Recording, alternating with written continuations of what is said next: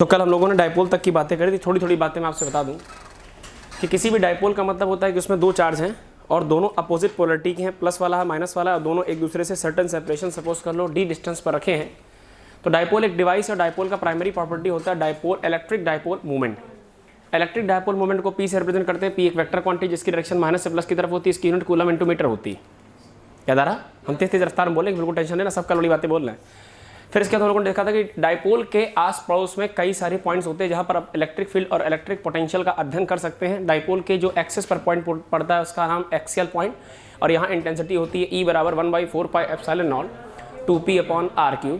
ये वाला point equatorial point, इसकी इंटेंसिटी होती है E बराबर 1/4 pi epsilon not p upon r³।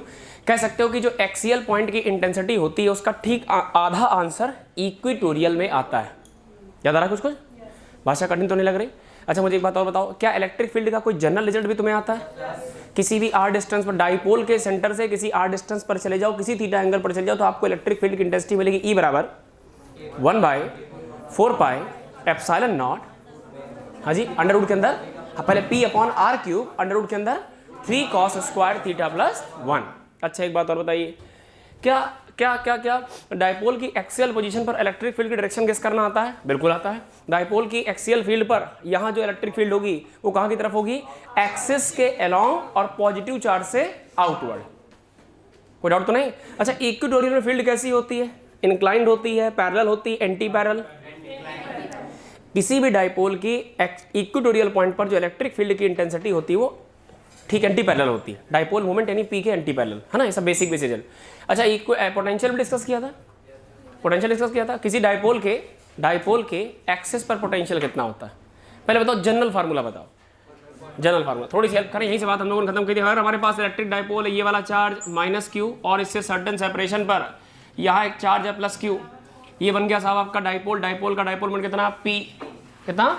p। इससे किसी जनरल डिस्टेंस पर चले जाओ, कितनी जनरल डिस्टेंस पर चले जाओ? r। कितनी एंगल पर चले जाओ? थीटा। क्या यहाँ पोटेंशियल होगा? पोटेंशियल बोलो 1/4 pi epsilon not p cos of theta upon r²। ये जनरल रिजल्ट है। थीटा बराबर 90 डिग्री। थीटा बराबर कहाँ पहुंच गए? इक्वेटोरियल। cos 90 0। इक्वेटोरियल लाइन पर पूरी जगह पर पोटेंशियल कितना होगा? 0। और ये वाला पॉइंट कौन सा बेटा? एक्सियल। एक्सियल पर थीटा कितना? एक्सियल पर थीटा 0। देखो देखो, एक्सियल पर थीटा कम 0, तो cos 0 कितना बन जाएगा? 1। कोई डाउट तो नहीं? ये सब बातें कल की। अब आज हम इसी डायपोल को, आज का लेक्चर डायपोल की लास्ट लेक्चर है, तो आज हम इसी डायपोल को उठाएंगे और किसी यूनिफॉर्म इलेक्ट्रिक फील्ड में रखेंगे, फिर वेरिएबल इलेक्ट्रिक फील्ड में रखेंगे, फिर देखेंगे डायपोल घूम रहा है, टहल रहा है, चल रहा है, मस्ती कर रहा है, क्या कर रहा है, और फिर उसकी एनर्जी का स्टडी करेंगे, उसकी स्टेबिलिटी का स्टडी करेंगे। हेडिंग डाल दें, टॉर्क ऑन, या सुनो हेडिंग डालो, टॉर्क, हाँ ठीक है, torque on electric dipole, torque on electric dipole, torque on electric dipole placed in,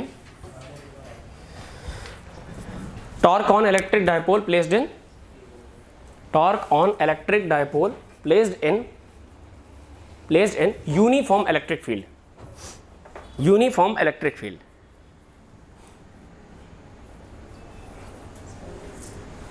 uniform electric field. बड़ी शानदार तरीके से हमको सबसे पहले देखना है यूनिफॉर्म इलेक्ट्रिक फील्ड। और बच्चों यूनिफॉर्म इलेक्ट्रिक फील्ड को रिप्रेजेंट करने के लिए हमने कुछ लाइनों का सहारा लिया ताकि हम इसके फोटो को स्पष्ट रूप से देख सकें। अगर इलेक्ट्रिक फील्ड लाइनों के बीच की सेपरेशन एक जैसी है, यानी सारी लाइनें एक दूसरे से पैरेलल और बराबर गैप पर है, इक्वी गैप है, तो इसका मतलब यह एक यूनिफॉर्म इलेक्ट्रिक फील्ड को रिप्रेजेंट कर रहा है। और इलेक्ट्रिक फील्ड की ताकत, इलेक्ट्रिक फील्ड की क्षमता, इलेक्ट्रिक फील्ड की इंटेंसिटी को ई से रिप्रेजेंट करते हैं, जो कि अपने आप में एक वेक्टर क्वांटिटी है। कुछ समय लगेगा, थोड़ा समय, एक आध हफ्ते या हो सकता है दीपावली के बाद जो हम नेक्स्ट सेंटेंस बोलने वाले होंगे वो आप साथ साथ बोलते चलोगे, तो थोड़ा सा चीज़ों में एडजस्टमेंट टाइम लगता है। बिल्कुल टेंशन ना लीजिए, आपकी फ्रीक्वेंसी हमारी फ्रीक्वेंसी से मैच करेगी। जो नया बच्चा होगा उसको भी एक आध 2-4 दिन 6 दिन लग सकता है, फिर धीरे धीरे वो भी क्लास के माहौल में जैसे ढलेगा।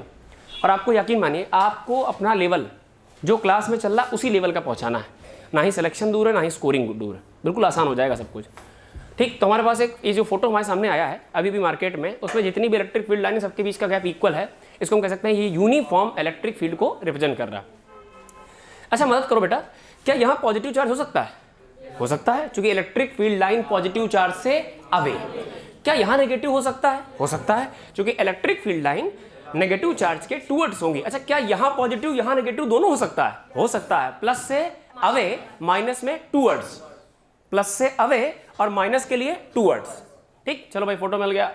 अब हम इसमें डाइपोल रखने जा रहे हैं। आपने कहा सर इलेक्ट्रिक डाइपोल रखना, ये रखा डाइपोल रखा तो बहुत ऑब्वियस सी बात है कि डाइपोल है तो डाइपोल में दो पोलरिटी होंगी, ऊपर मान लीजिए थोड़ी देर के लिए प्लस ऑफ क्यू है और नीचे मान लीजिए बेटा माइनस ऑफ क्यू है। याद करो, याद करिए, कोई भी चार्ज पार्टिकल अगर इलेक्ट्रिक फील्ड में रखा जाएगा तो वो इलेक्ट्रिक फील्ड को एक्सपीरियंस करेगा किसके फॉर्म में? फोर्स के फॉर्म में। फार्मूला बन गया F बराबर Q मल्टीप्लाई बाई E। अच्छा बताओ बेटा, क्या इस पर फोर्स लगेगा? लगेगा। अरे चार्ज पार्टिकल फील्ड में रखा है तो इस पर फोर्स लगेगा, इधर लगेगा, कितना लगेगा? QE। कोई डाउट तो नहीं? अच्छा, इस पर कितना लगेगा?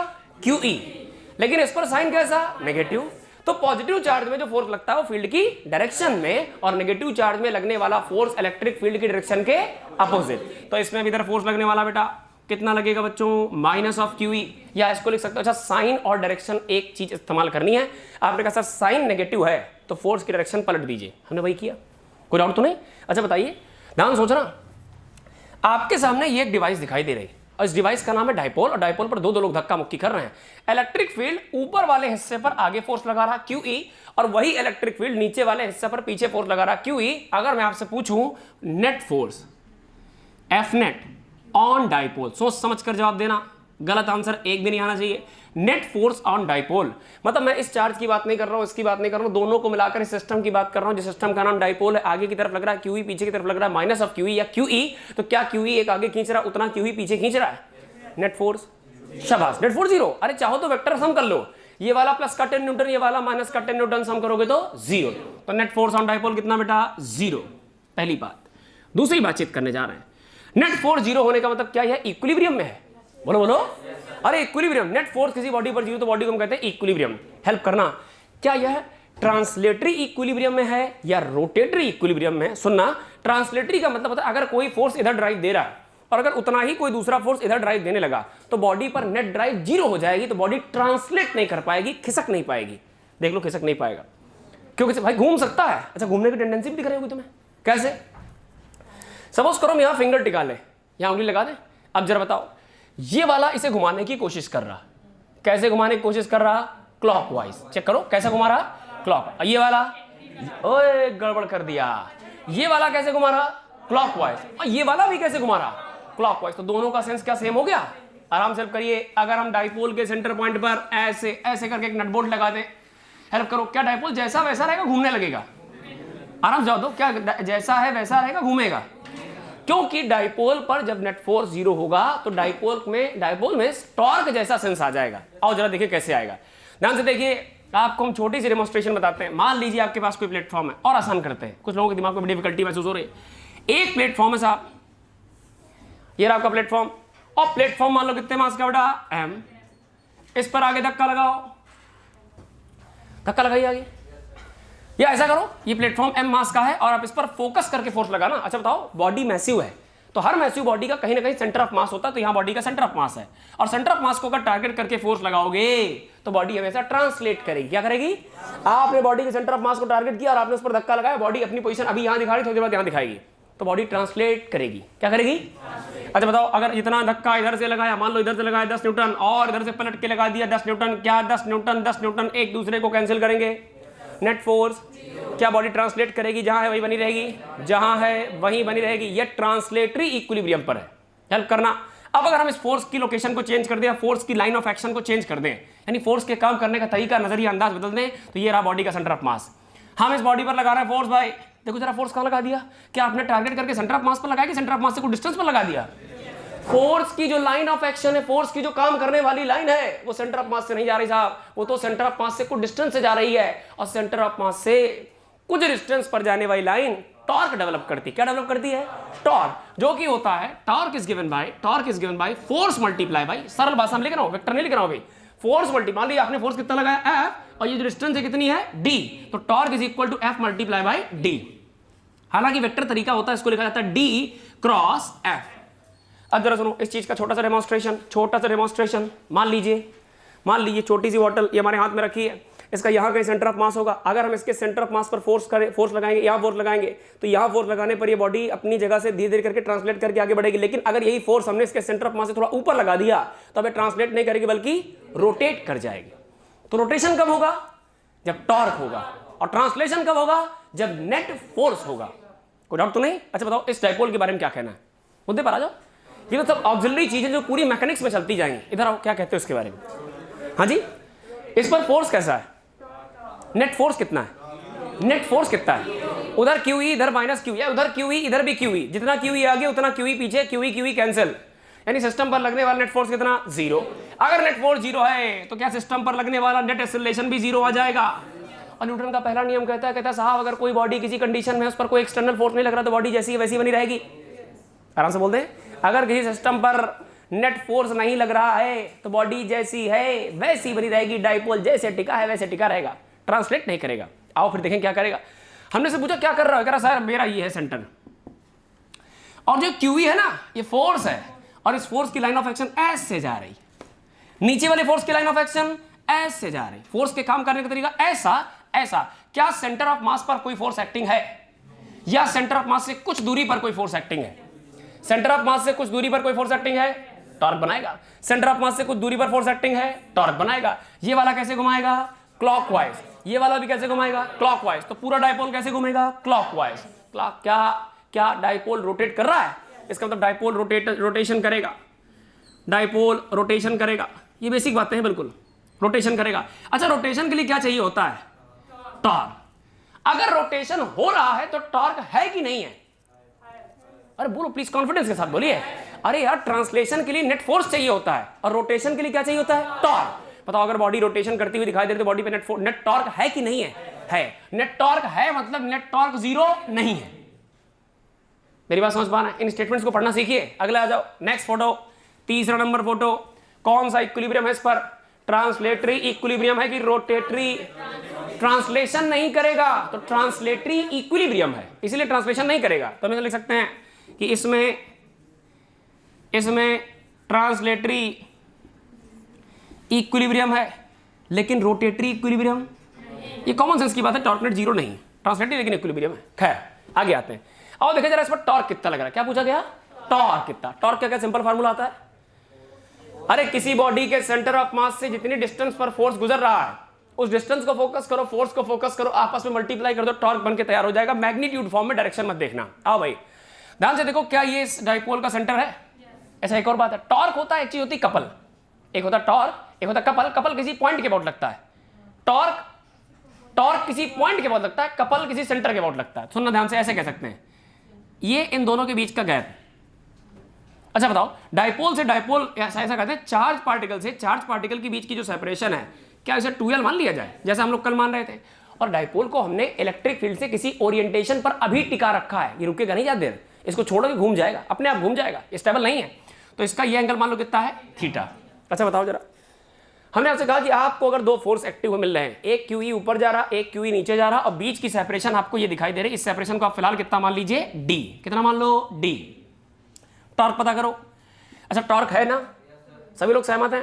क्योंकि ये घूम जाएगा भाई, ये रुकेगा नहीं, अगर घूमेगा तो टॉर्क है, और टॉर्क है तो कितना है? Torque is equal to either of forces. तरीका सीखिए, क्या बोला?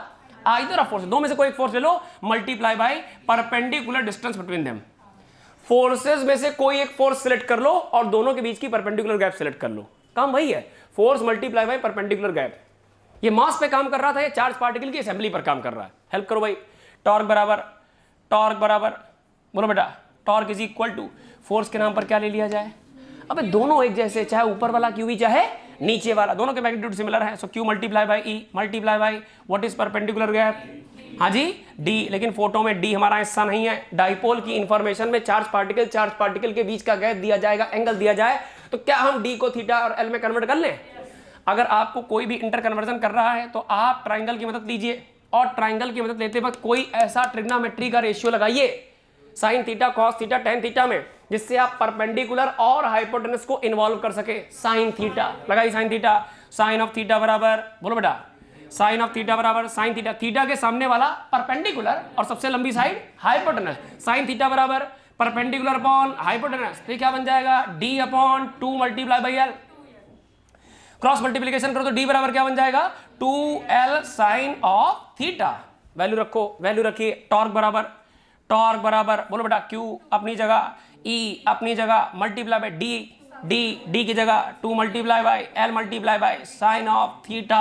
अरे डाइपोल तो एक डिवाइस है, डाइपोल की अपनी एक प्रॉपर्टी होती है जिसका नाम होता है इलेक्ट्रिक डाइपोल मूवमेंट, जिसको कहते हैं p इज इक्वल टू बोलो अरे कोई भी चार्ज और दोनों के बीच की सेपरेशन। तो q मल्टीप्लाई बाय 12 को क्या लिखा जा सकता है, बोलो p। तो बन जाएगा टॉर्क बराबर q मल्टीप्लाई बाय 12 को एक साथ मिला लो, ये बोलो क्या बन जाएंगे p, बगल में कौन लिखा है e, बगल में कौन लिखा है sine theta, formula p e sine of theta. सुनना ये तो वो है जो तुम पहले से जानते, इसमें कुछ नया नहीं बताया हमने। किसी इलेक्ट्रिक डाइपोल को जैसे ही आप इलेक्ट्रिक फील्ड में प्लेस करोगे, इसमें दो फोर्सेस एक साथ एक्टिव हो जाएंगे जो दोनों एंड्स को अलग अलग हिस्सों में खींचेंगे। एक एंड खींचेगा आगे की तरफ, एक एंड खींचेगा, और डाइपोल अपनी पोजीशन पर रखे ट्रांसलेटरी इक्विलिब्रियम महसूस करेगा। सर कुछ आगे खींच रहा कुछ पीछे, लेकिन हम आगे पीछे नहीं जा पा रहे। लेकिन एक चीज अच्छी है कि हम अपनी एक्सिस के अबाउट रोटेट कर सकते हैं। रोटेशन किसकी वजह से पॉसिबल है, टॉर्क। इसका तो बॉडी में नेट टॉर्क है, और नेट टॉर्क है तो नेट टॉर्क को निकालने का फार्मूला दोनों में से कोई एक फोर्स ले लो और दोनों के बीच की परपेंडिकुलर सेपरेशन ले लो। फार्मूला क्या गया, टाउ बराबर पी ई साइन थीटा। अच्छा हेल्प करो, एक बात और बताओ बेटा, क्या तुमने अपने जीवन में कभी भी इसे सुना है, मना मत करना, बोलो भाई ए क्रॉस बी सुना है। ए क्रॉस बी क्या होता है, दो वेक्टर क्वांटिटी का क्रॉस प्रोडक्ट है। तो ए क्रॉस बी बराबर क्या होता है, ए का मैग्नीट्यूड इंटू बी का magnitude into sine of theta multiply by direction. कौन सी डायरेक्शन, एक ऐसी डायरेक्शन जो इसके भी परपेंडिकुलर है, इसके भी परपेंडिकुलर है और इसके।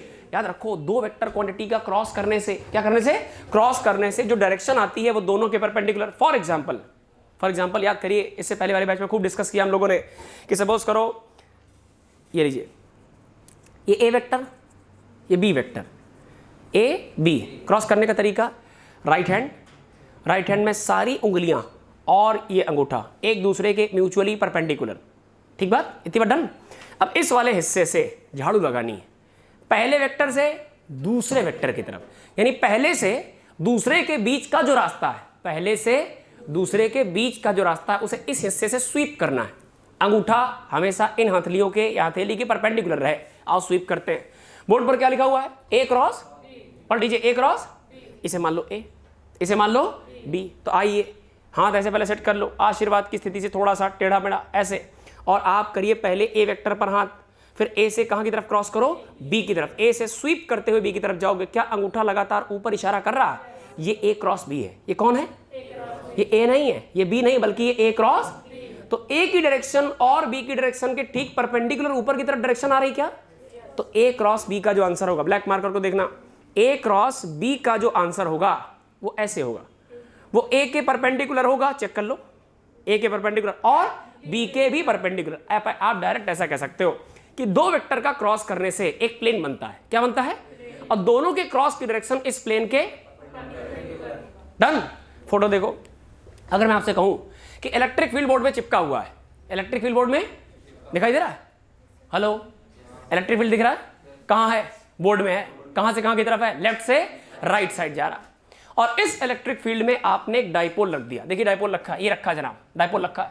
तो डाइपोल में टॉर्क लग रहा है, टॉर्क की डायरेक्शन कैसी है, आपने कहा सर टॉर्क की डायरेक्शन तो नहीं पता, लेकिन अभी तक जो रिजल्ट आया है वो दरअसल टाउ बराबर पीई साइन थीटा आया है। अच्छा हेल्प करो जरा, अगर ए क्रॉस बी को ए बी साइन थीटा लिख सकते हो, तो क्या ए बी साइन थीटा को ए क्रॉस बी लिख सकते हो? तो आओ भाई लिख दे, आओ लिखने जा रहे हैं बेटा, टाउ बराबर पीई साइन थीटा। अगर ए बी साइन थीटा को लिख सकते हो ए क्रॉस बी, तो पीई साइन थीटा को लिख सकते हो पी क्रॉस ई।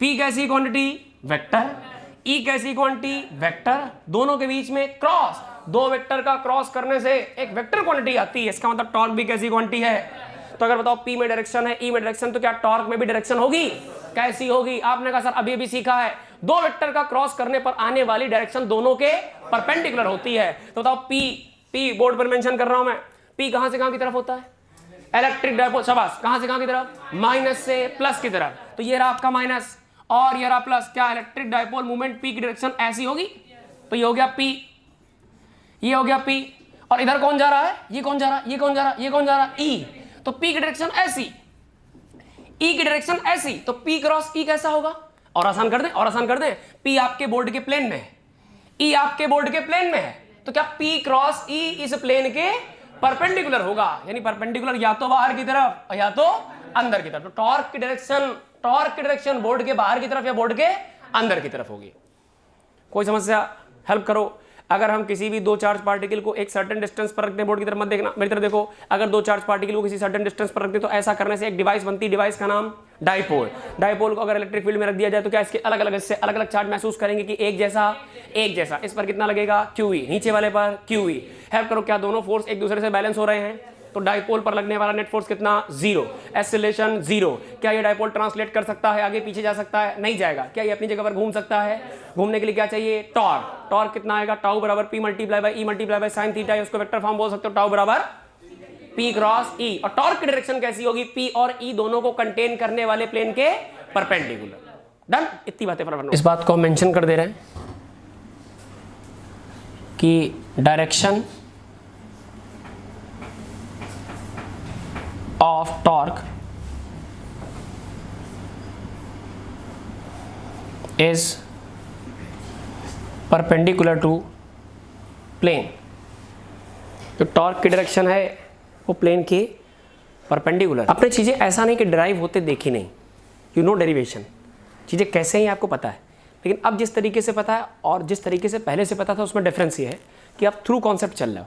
अभी वर्क डन का एक्सप्लेनेशन करेंगे, वो भी बिल्कुल कॉन्सेप्ट की मदद से, ताकि धीरे धीरे कॉन्सेप्ट क्या है जो वास्तविकता में होता है हम उसको थोड़ा डिटेल में एक्सप्लेन करने की कोशिश कर रहे हैं, उसी को कॉन्सेप्ट नाम दे दिया गया। इलेक्ट्रिक फील्ड का फोटो, उस पर डाइपोल रखो। अच्छा, यूनिफॉर्म इलेक्ट्रिक फील्ड है, क्योंकि इलेक्ट्रिक फील्ड के लाइनों की जो बीच की स्पेसिंग है वो बराबर है, तो डाइपोल रखने पर इस चार्ज पार्टिकल को जैसा महसूस हो रहा है आगे की तरफ, वैसा ही ये नेगेटिव टेंडेंसी का पीछे की तरफ महसूस कर रहा है। अच्छा, एक और बात आप देखेंगे ध्यान से, तो ये इधर भाग जाएगा, ये इधर भाग जाएगा। तो डाइपोल एक ऐसा कॉन्फ़िगरेशन है, एक ऐसा सिस्टम है जिसमें दो चार्ज पार्टिकल किसी फिक्स दूरी पर पकड़ करके रखे गए, तभी डाइपोल है। जैसे एग्जांपल के तौर पर डाइपोल का सबसे बढ़िया एग्जांपल आप केमिस्ट्री में मिलता होगा, HCl। H और Cl के बीच में एक कोवेलेंट बॉन्ड होता है और उस बॉन्ड के इलेक्ट्रॉन पार्शियली ज़्यादा इलेक्ट्रोनेगेटिव यानी Cl की तरफ शिफ्ट हो जाते हैं, तो H पर पार्शियल पॉजिटिव और Cl पर पार्शियल नेगेटिव रहता है, वो भी डाइपोल बन जाता है। और उसे भी इलेक्ट्रिक फील्ड में रखोगे तो पोलराइज हो जाएगा, एक तरफ घूम जाएगा, टॉर्क महसूस करेगा। चले बेटा, इतनी बात डन, रफ कर दे। हाँ जी, तो जहाँ तक बातें अब तक थी वो तो ठीक ठीक है। इलेक्ट्रिक फील्ड, डाइपोल, और बताएं टॉर्क की जो डायरेक्शन होगी वो उस प्लेन के परपेंडिकुलर होगी जिसमें P है, डाइपोल है। किसी बॉडी के छोटा सा कॉन्सेप्ट और है, अगर फोर्स किसी बॉडी के सेंटर ऑफ मास पर वर्किंग है, अगर फोर्स नोट कर ले, अगर फोर्स किसी बॉडी के सेंटर ऑफ मास पर वर्किंग है तो बॉडी को उसकी जगह से ट्रांसलेट कर देगा, डिस्प्लेस कर देगा, खिसका देगा। लेकिन अगर सेंटर ऑफ मास से ऊपर नीचे वर्किंग है तो वो सेंटर ऑफ मास के अबाउट टॉर्क डेवलप करेगा, बॉडी को घुमाने की कोशिश करेगा, रोटेट करने की कोशिश करेगा। ठीक है भाई। और अगर बॉडी कुल मिलाकर चल नहीं रही है तो ट्रांसलेटरी इक्विलिब्रियम में ऐसा भी हो सकता है कि बॉडी की स्पीड कांस्टेंट हो, वो एक्सेलरेट नहीं हो रही, तो ट्रांसलेटरी इक्विलिब्रियम के लिए आवश्यक है कि बॉडी की रफ्तार ना बढ़े ना घटे अगर वो चल रही है, और अगर रुकी है तो रुकी रहे। रोटेटरी इक्विलिब्रियम के लिए क्या है, रोटेटरी बॉडी में घूर्णन ना हो, रोटेशन ना हो, और अगर कांस्टेंट रफ्तार से रोटेशन कर रहा तो रफ्तार में कमी या तेज ना हो, अल्फा ना आने पाए। ठीक, ये सब बातें बेटा थोड़ा सा रोटेशन जब पढ़ेंगे हम लोग तो और क्लियर को फोटो आ जाएगा आपके सामने। तो आपने देखा कि किसी डाइपोल को जब हम यूनिफॉर्म इलेक्ट्रिक फील्ड में रख रहे हैं तो आपने देखा फोटो में कि ये एक यूनिफॉर्म इलेक्ट्रिक फील्ड बनी थी, ऐसी फोटो बनी थी इलेक्ट्रिक फील्ड की बेटा, और इस इलेक्ट्रिक फील्ड की इंटेंसिटी यूनिफॉर्म थी जिसकी वैल्यू E थी। इसमें हम लोगों ने एक डाइपोल प्लेस किया था, ये रहा डाइपोल। डाइपोल के दोनों चार्ज पार्टिकल के बीच की सेपरेशन बोलो बेटा कितनी मानी थी हमने, 2L, और इसका इलेक्ट्रिक फील्ड की एक्सिस के साथ बनने वाला एंगल कितना, थीटा। यहाँ कौन सा चार्ज रखा था, +Q, इधर बोलिए -Q। इसमें फोर्स कहाँ लगा था, आगे की तरफ, इधर फोर्स कहाँ लगा था, पीछे की तरफ। रोटेशन आ गया था, रोटेशन से टॉर्क आया था, टॉर्क बोलो कितना आया था बेटा, P multiply by E multiply by sine of theta. ये टॉर्क का मैग्नीट्यूड है, डायरेक्शन नहीं। अच्छा सुनो भैया, रोटेट करने जा रहा, रोटेशन खुद भी कर सकता है, आप भी करा सकते हैं। हेल्प करना, फोटो देखो, घड़ी देखो, घड़ी का ये है क्लॉकवाइज, ये है एंटी क्लॉकवाइज। इसमें रोटेशन का तरीका कैसा है, इसको सेंटर ऑफ मास के अबाउट अगर सोचो तो क्या प्लस वाला इधर की तरफ घुमाएगा? अरे भैया पॉजिटिव फोर्स, पॉजिटिव ऐसा कह सकते हो, फोर्स इस सेंटर से कुछ डिस्टेंस पे लग रहा है तो टॉर्क यूं डेवलप करेगा, और इधर फोर्स सेंटर से कुछ डिस्टेंस पर लग रहा है, टॉर्क यूं डेवलप करेगा। तो क्या दोनों टॉर्क मिलके ऐसे घुमाएंगे?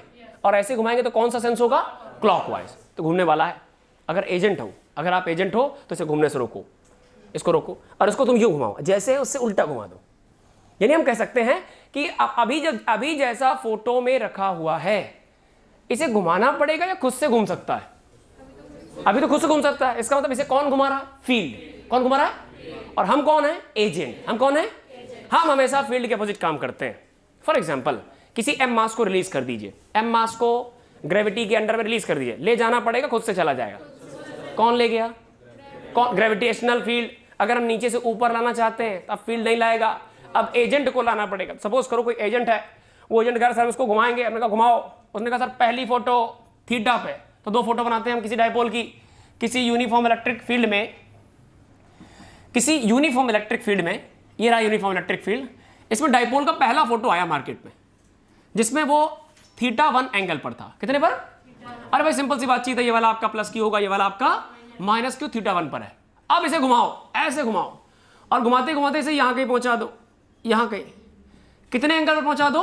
θ2। अच्छा बताओ, अगर ये चार्ज पार्टिकल पॉजिटिव है, हेल्प करना बेटा, ये वाला चार्ज पार्टिकल नेगेटिव है, तो इसमें जो स्पॉन्टेनियस टेंडेंसी है, स्वतः घूमने की टेंडेंसी है, वो क्लॉकवाइज है कि एंटी क्लॉकवाइज? बिल्कुल ऐसा है। कैसा है? ओए ओए आराम से जवाब दो, आराम जवाब दो। अरे ये फोटो बिल्कुल कॉपी कर दिया, दिस इज फोटो कॉपी। बताओ इसमें जो घूमने का टेंडेंसी है वो क्लॉकवाइज है कि एंटी क्लॉकवाइज? अरे इसमें फोर्स ऐसे लगेगा, इसमें फोर्स ऐसे लगेगा, तो क्या टॉर्क ऐसे आएगा? तो क्लॉकवाइज टेंडेंसी है। तो अगर इसे θ1 से θ2 तक ले जाना है तो फील्ड ये काम करेगा, हमको करना पड़ेगा, एजेंट करेगा, एजेंट करेगा। तो एजेंट ने किया काम, एजेंट ने किया काम, और काम का हिसाब किताब तुम्हें आता है। वर्क डन एक स्केलर क्वांटिटी है जो कि फोर्स और डिस्प्लेसमेंट जैसे दो वेक्टर क्वांटिटी के डॉट प्रोडक्ट से बनी है, ऐसा आप वर्क पावर एनर्जी में पढ़ेंगे। पहले से थोड़ा बहुत आता भी होगा। बोलो भाई, भरोसा कर सकते हैं? ओपन करो फार्मूला, एफ डॉट डी बराबर, शाबाश, एफ डी कॉस थीटा, तो F multiply by D multiply by cos of theta. क्या ये फार्मूला लग सकता है? बोलो बोलो प्लीज, आराम से बोलिए, लग सकता है?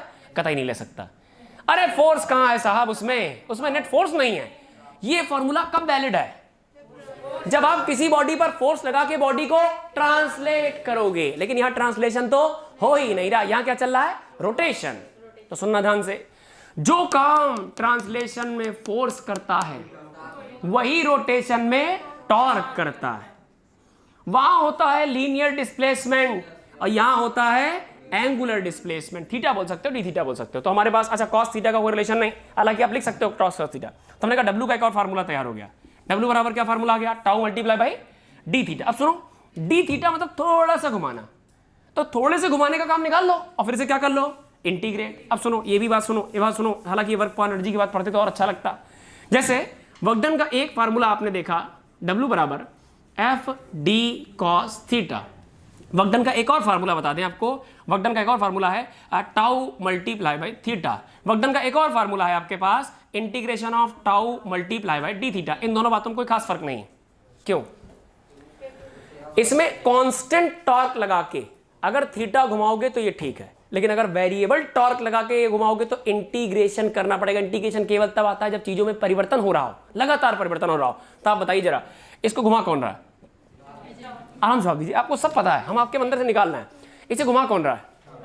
टॉर्क। टॉर्क का फार्मूला, टॉर्क का फार्मूला पीई साइन थीटा। क्या थीटा चेंज होगा? बोलो बोलो। अरे घूमेगा तो थीटा, और थीटा चेंज होगा तो साइन थीटा, और साइन थीटा चेंज होगा तो पीई साइन थीटा भी, तो टॉर्क भी। तो टॉर्क कांस्टेंट है कि चेंज हो रहा? और जो चीजें चेंज होती है उनमें हम लोग इंटीग्रेशन की मदद लेंगे। तो ऊपर वाला फार्मूला कि नीचे वाला? शाबाश, इस्तेमाल करने जा रहे हैं डब्ल्यू बराबर integration of tau dot D theta. Help करना, डब्ल्यू बराबर एजेंट आया, एजेंट का साहब इसको उल्टा घुमाएंगे, हमने कहा घुमाओ, इसने कहा हम लगाएंगे टाउ और मल्टीप्लाई बाई डी थीटा और इसे करेंगे इंटीग्रेट। इंटीग्रेट का मतलब क्या होता है? अरे थोड़ा सा D theta D theta D theta D theta घुमाते घुमाते सारा जोड़ दो, आपको थीटा का वर्क डन मिल जाएगा।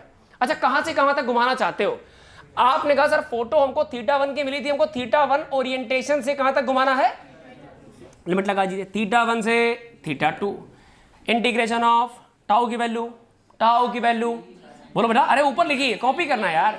टाउ की value P E sine theta multiply by D theta, कहां से कहां तक, थीटा 1 से थीटा 2 तक। कोई समस्या? आओ इंटीग्रेशन करते हैं। W बराबर, अच्छा बताओ P कैसा, भैया डिवाइस फिक्स है, Q fix 2L fix, P कैसा, इलेक्ट्रिक फील्ड क्या एक जैसी लगाई है, तो P कांस्टेंट E कांस्टेंट, जो कांस्टेंट होते हैं उनका इंटीग्रेशन डिफरेंशिएशन में कोई रोल, चुपचाप घसीट के बाहर कर लो, निकल बाहर। P multiply by E multiply by integration में कौन फंस गया, साइन ऑफ थीटा, किसके रिस्पेक्ट में इंटीग्रेशन हो रहा है, डी थीटा। लिमिट कहां से कहां तक, थीटा 1 से थीटा 2। हेल्प करिए, integration of sine theta with respect to d theta, answer minus cos theta. याद है? कोई बात नहीं, अच्छा तरीका और बेहतरीन तरीका, D by d theta of cos theta. शाबाश, बहुत अच्छे, बहुत सुंदर, बहुत ही लाजवाब, minus of sine theta. Differentiation और इंटीग्रेशन एक दूसरे के उल्टे प्रोसेस है। इसे क्रॉस मल्टीप्लाई करो, क्या लिखोगे, अरे इतनी गणित तुम्हें सिखा देंगे यार। डी कॉस थीटा बराबर minus sine theta D theta, integrate cos theta का टुकड़ा है डी कॉस थीटा, तो डी कॉस थीटा को इंटीग्रेट करोगे तो बन जाएगा बराबर integration of sine theta D theta, और माइनस को यहां से ट्रांसफर कर दो। फार्मूला बोलो, integration of sine theta D theta बराबर माइनस का, ये आपको डायरेक्ट याद है, डिफरेंशिएशन भी याद होना चाहिए और इंटीग्रेशन भी याद होना चाहिए। आओ भाई, तो आइए बेटा, W बराबर, हाँ जी, P multiply by E multiply by integration of sine theta is equal to cos of theta plus cos theta minus cos theta. Limit कहां से कहां तक, थीटा 1 से थीटा 2 तक। पहले रखो अपर लिमिट, बीच में लगाओ minus P multiply by E, पहले रखो अपर लिमिट कितनी, कॉस थीटा 2, फिर लगाएंगे माइनस कॉस थीटा 1। अब पूरे एक्सप्रेशन में बाहर कौन है, माइनस, इसे माइनस मिलेगा और इसे माइनस मिलेगा, ये माइनस बन जाएगा और ये प्लस, तो प्लस का कॉस थीटा 1 माइनस का कॉस थीटा, तो प्लस का कॉस थीटा 1 और माइनस का कॉस थीटा 2। एक्सप्रेशन तैयार, कोई डाउट तो नहीं? चीजें कैसी आई दिखाई दे रहा है? एक बात और सुन लो बेटा फटाफट। अच्छा पहले इतनी बातें नोट करो, ऐसे नोट करना, हम लोग बोल रहे हैं, लिखिए वर्क डन ऑन, सब बातें नहीं, इंटीग्रेशन केवल एक चीज का, ताकि आपको चीजें दिखें, सब नहीं। लिखो work done on rotating dipole,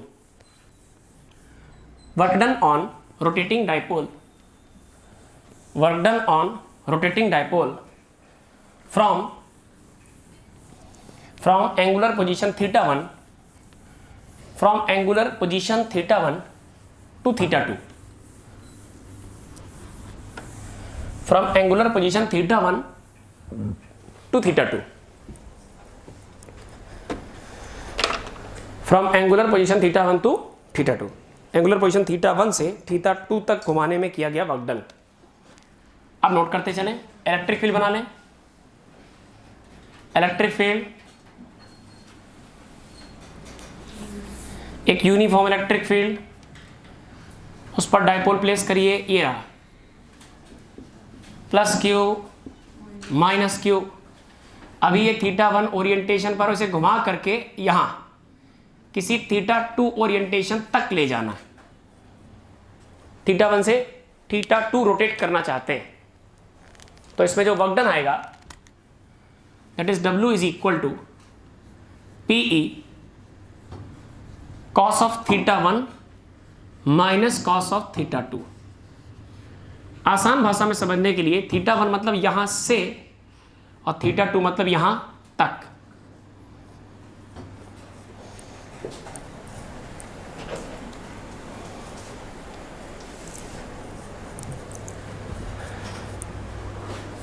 आपने वेरिएबल वर्क डन के तहत इसको थीटा 1 से थीटा 2 घुमाया, मेहनत करी, काम किया।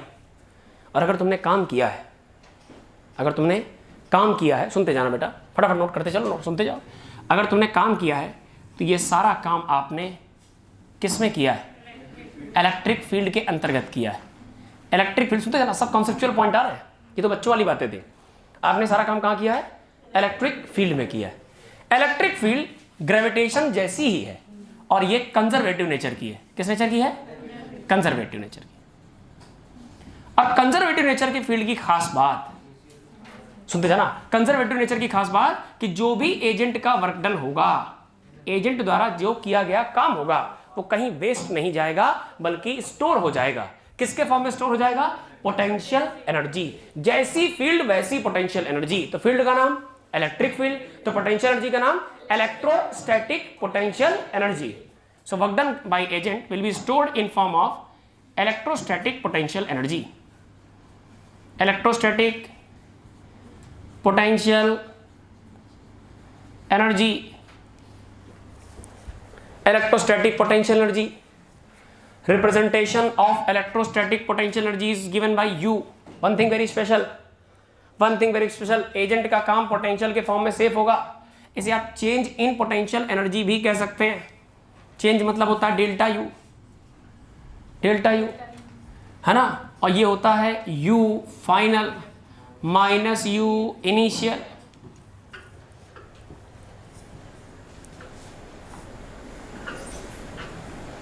बोलो भाई, कोई समस्या?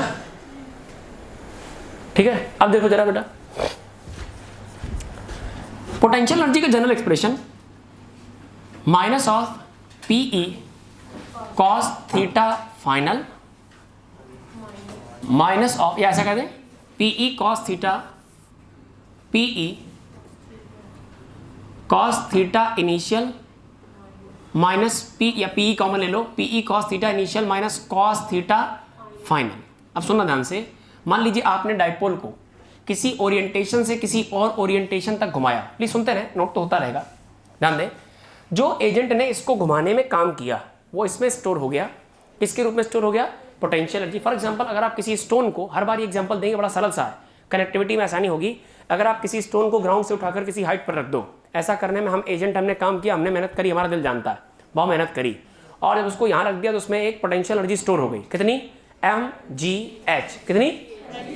और वो mgh उसकी फाइनल ग्रेविटेशनल पोटेंशियल एनर्जी है, जो इस बात का प्रूफ है कि आई हैव डन वर्क, मैंने काम किया है। यानी हमारा काम उसमें प्रमाण के रूप में एक स्टोर हो गया है जो ग्रेविटेशनल पोटेंशियल के फॉर्म में है। इसी प्रकार से अगर आप डाइपोल को यूं घुमाओगे तो ऐसा करने में आपने काम किया है, आपने काम, और उस काम का प्रमाण है कि इसके पास एनर्जी होगी। कौन सी एनर्जी होगी? Electrostatic potential energy.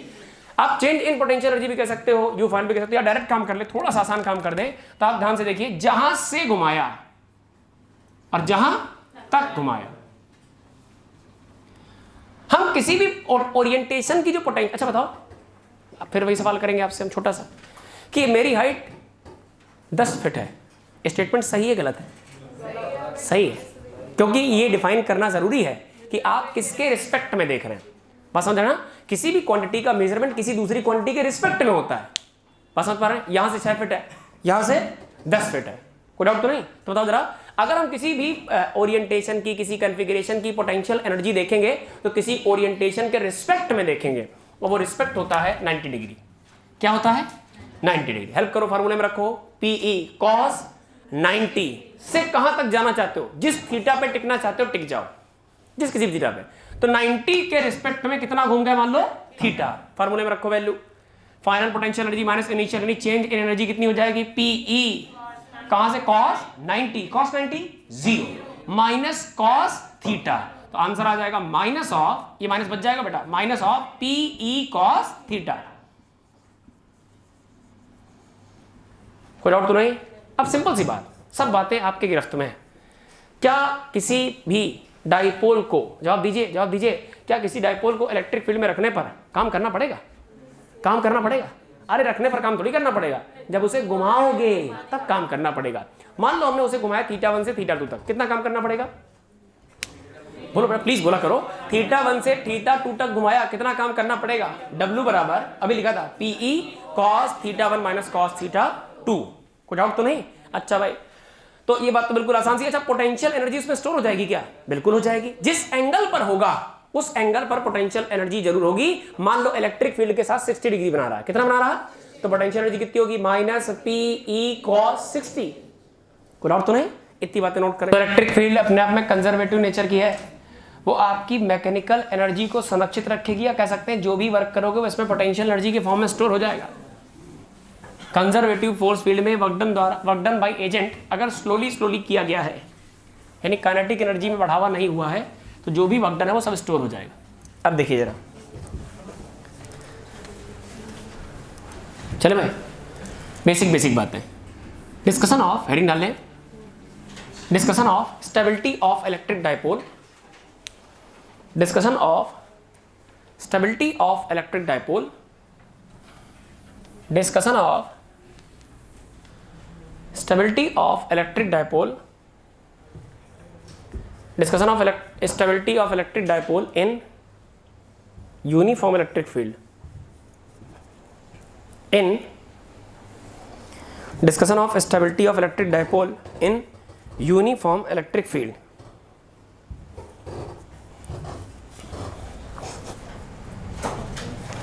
Uniform electric field. आप पेन मेरे साथ साथ चलाएंगे, सुनिए। हाँ जी, ये रहा आपका इलेक्ट्रिक फील्ड, ये रहा आपका इलेक्ट्रिक फील्ड। कैसा लग रहा है? Uniform non uniform? Uniform. Electric field की इंटेंसिटी कितनी मान लो बेटा? E। कोई और तो नहीं? रखो इसमें, क्या रखा जाए? एक डाइपोल रखा जाए। डाइपोल रखिए। तो डाइपोल रखने का तरीका, आपने डाइपोल को आराम से इत्मीनान से ऐसे रखा, ये वाला इसका डाइपोल का नेगेटिव पोलरिटी इंड है और इससे कुछ सेपरेशन पर यहाँ कहीं पॉजिटिव पोलरिटी इंड है, और दोनों चार्जेस के बीच की सेपरेशन कितनी है? 2L है, और इसका ओरिएंटेशन अभी कितना है? थीटा। पहले हम कुछ बातें जनरल आपसे पूछना चाहते हैं। आप डाइपोल के बारे में सब कुछ जान चुके हैं, ध्यान से देखिए। पहला सवाल, नेट फोर्स कितना? बोलते जाओ, हाँ लिखते भी चलो, फोटो बनाते जाओ। नेट फोर्स कितना? 0। कौन सा इक्विलिब्रियम है? ट्रांसलेटरी। सुनते जाना, कौन सा इक्विलिब्रियम है? ट्रांसलेटरी इक्विलिब्रियम है, ट्रांसलेटरी इक्विलिब्रियम। यानी ये गारंटी है कि बॉडी ट्रांसलेट नहीं करेगी, एक्सेलरेशन नहीं होगा, रफ्तार बढ़ घट नहीं सकती। दूसरा, अगर नेट फोर्स 0 है तो ट्रांसलेटरी इक्विलिब्रियम लेकिन एक चीज पक्का करेगी। क्या करेगी? रोटेशन करेगा, रोटेट करेगा। क्या अपनी जगह पर रोटेट करेगा? घूम घूम के रोटेट करेगा, अपनी जगह पर रोटेट करेगा, आगे पीछे जाके रोटेट करेगा, अपनी जगह पर रोटेट करेगा। रोटेशन कर रहा है तो क्या इस पर टॉर्क लग रहा है? टॉर्क कितना लग रहा है जनाब? टॉर्क लग रहा है P multiply by E multiply by sine of theta. Answer दीजिए सोच समझ कर। P क्या है? Electric dipole movement. क्या होता है? दोनों में से कोई एक चार्ज ले लो और बीच की सेपरेशन से मल्टीप्लाई कर दो। E क्या है? Electric field intensity. जिस ताकतवर फील्ड में रखा गया, थीटा क्या है? थीटा क्या है? इलेक्ट्रिक फील्ड इंटेंसिटी और इलेक्ट्रिक डाइपोल मूवमेंट के बीच का एंगल। डाइपोल मूवमेंट कैसी क्वांटिटी है? वेक्टर। डायरेक्शन कहां से कहां की तरफ? माइनस से प्लस की तरफ, माइनस से प्लस की तरफ। तो ये डायरेक्शन डाइपोल मूवमेंट यानी P की है और ये डायरेक्शन E की है, और दोनों के बीच बनना क्या? थीटा। उसी का लिया गया है साइन थीटा। कोई और तो नहीं? हम डाइपोल को अगर फील्ड में छोड़ दें, वो खुद ब खुद स्टेबल हो जाएगा, अपने आप स्टेबिलिटी को ऑब्टेन कर लेगा। क्योंकि नेचर की टेंडेंसी है, हर object is leading, every object is leading towards its stability. हर ऑब्जेक्ट खुद से प्रयास कर रहा है ताकि वो स्टेबल हो जाए, अपनी एनर्जी की मिनिमम स्टेट पर चला जाए। एक गेंद को तुम गेंद को किसी इंक्लिनेशन के टॉप पर रखो, वो बेसब्र सी रहेगी जब तक वो नीचे नहीं आ जाएगी। क्यों? क्योंकि उसके पास यहां पर ग्रेविटेशनल पोटेंशियल एनर्जी है, नेवल एनर्जी का मेंटेन है, और जैसे नीचे आएगी उसकी हाइट खत्म होगी, ग्रेविटेशनल पोटेंशियल एनर्जी खत्म हो जाएगी, वो स्टेबल हो जाएगी। बस समझ गए? अगली फोटो देखो, तीसरा नंबर पॉइंट। अच्छा, अगर इसको कोई एजेंट घुमाए, क्या करे? फोटो देख के बताना, क्लॉकवाइज घुमा रहा है एजेंट, अगर एजेंट आता है तो उसे क्लॉकवाइज घुमाना पड़ेगा कि एंटी क्लॉकवाइज? क्यों? क्योंकि क्लॉकवाइज तो खुद ही घूम रही है, एंटी क्लॉकवाइज एजेंट ने घुमाया। कहां से कहां तक? θ1 से θ2 तक। इनिशियल θ1 से फाइनल θ2 तक। शाबाश, वर्क डन बाय एजेंट बराबर, बोलो बेटा शाबाश, वर्क डन बाय एजेंट बराबर P multiply by E multiply by डब्बे के अंदर cos of θ1 minus cos of θ2। ठीक, सारे फैक्टर हमारे पास आ रहे हैं समरी के फॉर्म में, इससे बाहर रेंज नहीं जाने वाला सवाल। डन। अच्छा, नेक्स्ट पॉइंट। अच्छा, डाइपोल अगर किसी ओरिएंटेशन पर टिका दिया जाए, सुनना बहुत ध्यान से, पोटेंशियल एनर्जी कन्फिगरेशन की होती है, किसी बॉडी के उस पोजीशन पर टिके रहने की होती है। मान लो डाइपोल ऐसे घूम रहा था और तुमने उसको यहां टिका दिया। डाइपोल ऐसे घूम रहा था, घूम सकता था, ये घूम सकता था, आपने इसको इस थीटा पे ले जाके ऐसे वहां से पकड़ ले टिका दिया। जैसे छोड़ोगे कहीं ना कहीं भागेगा, या तो क्लॉकवाइज भागेगा और या तो तुम कोशिश करोगे तो एंटी क्लॉकवाइज। तो यहां टिका तो इसके पास एनर्जी है, मूवमेंट है, चाहता है, भागना चाहता है, इसका मतलब इसके पास एनर्जी, कौन सी एनर्जी है भाई साहब? पोटेंशियल। कौन सी potential energy? Gravitational potential energy. बहुत मारेंगे। इलेक्ट्रोस्टैटिक पोटेंशियल एनर्जी कितनी होती है? कितनी होती है? Minus of P multiply by E multiply by cos of, हाँ जी, कॉस ऑफ थीटा। शाबाश, कोई डाउट तो नहीं? 4 पॉइंट डन। पांचवा पॉइंट, और कोई जानकारी खास, कोई जानकारी जो रही जा रही है इसके बारे में? पूरी बॉडी, पूरी सब चीजें आनी चाहिए तुम्हें। चलो खैर कोई बात नहीं, कोई ना जानकारी मिलती तुम लोग आगे बात करेंगे। अब हम डिस्कशन करने जा रहे हैं बेटा डिफरेंट टाइप ऑफ स्टेबिलिटी। सुनना ध्यान से। पहला फोटो, अच्छा इससे पहले कि स्टेबिलिटी डिस्कस करें, आपके सामने 3 छोटे छोटे फोटो बेटा। हालांकि हमने जब चार्ज पार्टिकल के बीच का इक्विलिब्रियम डिस्कस किया था तो भी इन फोटोज का सहारा लिया था। बड़े हेल्पफुल फोटो हैं इक्विलिब्रियम डिस्कस करने में। एक बाउल है, एक कटोरा है, और इस बाउल की बॉटम पर हमने एक बॉल रख दिया m मास का। बॉल रखा तो बॉल ने नीचे की तरफ लगाया अपना वेट यानी कि mg लगाकर इसने सरफेस को किया प्रेस, इसने नीचे की तरफ प्रेस करके किया एक्शन, और बदले में इसको मिल गया normal reaction. Each and every action has equal and opposite reaction. जितना नॉर्मल ऊपर लग रहा है उतना ही बॉडी का वेट डाउनवर्ड काम कर रहा है, और दोनों मिलकर के एक दूसरे को क्या कर रहे हैं? बैलेंस। बॉडी पर नेट फोर्स कितना है पता है तुम्हें? सब पता है। अरे भाई ऊपर का फोर्स नीचे वाले को बैलेंस कर रहा है। तो if somebody ask what is net force on the body, we will say net force is, और जब जब नेट फोर्स 0 होगा तब हम इस कंडीशन को कहा करते हैं इक्विलिब्रियम। क्या बोलते हैं बेटा? इक्विलिब्रियम। पड़ोस में आ जाओ, टॉप पे रखो इसके गेंद, यहां रखो। क्या लगता है तुम्हें गेंद बैलेंस टिक सकती है या नहीं टिक सकती? एक क्षण के लिए टिक सकती है। कैसे? कैसे? नीचे की तरफ काम करेगा mg, बॉडी का वेट, बॉडी ने नीचे की तरफ किया प्रेसिंग एक्शन, बॉडी को ऊपर की तरफ मिल गया नॉर्मल, बॉडी को ऊपर मिलने वाला नॉर्मल रिएक्शन यानी n ऊपर की तरफ बैलेंस हो रहा, mg नीचे की तरफ से। तो बॉडी पर नेट फोर्स कितना है? अब 10 न्यूटन का वेट लगा, 10 न्यूटन की नॉर्मल मिल गई, बॉडी पर नेट फोर्स कितना? फिर से 0। तो बॉडी पर F नेट फिर से कितना आ गया? 0। और जब जब मिलेगा F नेट बराबर 0, इस फोटो का नाम, इस कंडीशन का नाम फिजिक्स की भाषा में से क्या कहते हैं? इक्विलिब्रियम। संतुलन है, बैलेंसिंग है, वेल बैलेंस है। लेकिन दोनों बातों में फर्क है, दोनों फोटो में फर्क है। अगर आपने इस बॉल को इसकी इक्विलिब्रियम से डिस्टर्ब किया तो ये बॉल फिर यहीं आ जाएगी। डिस्टर्ब करके देखो, अगर इसे ले जाओगे ऊपर तो इसके वेट का एक कंपोनेंट इसे वापस कहां लेके आएगा? नीचे। इधर ले जाओगे तो भी कहां ले आएगा? नीचे। तो इस फोटो में क्या घूम फिर करके इसकी टेंडेंसी बार बार यही वापस आने की है, और जब जब ऐसा होगा तो ऐसे इक्विलिब्रियम को हम लोग क्या नाम दे रहे हैं? Stable equilibrium. Stable equilibrium. पड़ोस में आ जाइए, क्या इसे जरा सा छेड़खानी करने पर ये वापस आएगी? चली जाएगी? ये नहीं मानने वाली, ये चली जाएगी। इसका मतलब ये इक्विलिब्रियम तो है लेकिन इक्विलिब्रियम स्टेबल नहीं है, इसका नाम अनस्टेबल इक्विलिब्रियम है। हाँ, ये नहीं मानने वाली, बिल्कुल चली जाएगी। बकवास कर मुंह तोड़ देंगे तुम्हारा। वो चली जाएगी, पीछे पड़ गया। कैसे कैसे लोग भाई, बिल्कुल सीरियस लोग। आज तो बहुत खतरनाक दिन है, आज तो पक्का चली जाएगी। अगला लास्ट फोटो। आज भाई साहब हिंदुस्तान का सबसे बड़ा त्योहार है क्या चीज? अरे पागल, लड़के कहाँ व्रत रहते हैं भाई? हाँ व्रत रहते हैं, आशिक व्रत रहते हैं। हम फिलहाल अभी टीचर वाली कैटेगरी में, ऐसी कोई उपाधि मिली नहीं हमको, मिलेगी देखा जाएगा। सुनो ध्यान से, ये बॉडी रखी है, 24 घंटे बकवास कर सकते हो, 2 घंटे पढ़ाई किया करो। सुनो ध्यान से, इधर देखो, बॉडी का जो वेट है बच्चों कहाँ की तरफ काम कर रहा है? नीचे की तरफ। अच्छा, बॉडी ने सरफेस को किया प्रेस, और प्रेस करके किया इसने प्रेसिंग एक्शन। जैसे इसने नीचे की तरफ किया प्रेसिंग एक्शन, इसको मिल गया इक्वल अपोजिट रिएक्शन, और रिएक्शन कहां मिल गया? ऊपर की तरफ। तो नॉर्मल रिएक्शन और वेट एक दूसरे को ठीक ठीक बैलेंस कर रहे हैं। नेट फोर्स इक्विलिब्रियम है कि नहीं है? न्यूट्रल इक्विलिब्रियम, क्योंकि जहां खिसका दोगे वहीं पड़ी रहेगी, ना वापस आएगी ना आगे जाएगी, जहां रख दोगे वहीं रखे जाएगी। This type of equilibrium is known as hello. ये कैसा इक्विलिब्रियम साहब? Neutral equilibrium. कोई समस्या? 3 फोटोज आपके सामने हैं। इन 3 फोटोज की मदद से हम कुछ फिगर एक्सप्लेन करने जा रहे हैं। पहला फोटो आपके सामने, बातचीत ना करें बेटा प्लीज आपस में। ये आपका इलेक्ट्रिक फील्ड, ये आपका इलेक्ट्रिक फील्ड।